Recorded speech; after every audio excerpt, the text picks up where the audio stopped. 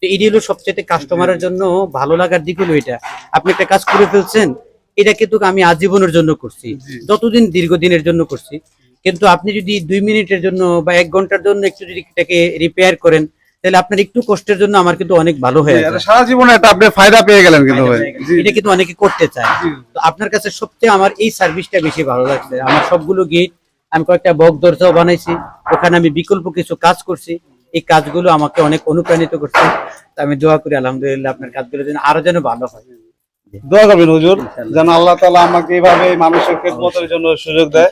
আমাকে দোয়া করবেন। যতটুকু পারেন আমাদের মতো আলেমদেরকে এই লেবাসটাকে যতটুকু পারেন, আমরা কিন্তু অনেক মানুষের কাছে কিন্তু আমরা মানে কি পাই না, আত্মতৃপ্তি পাই না।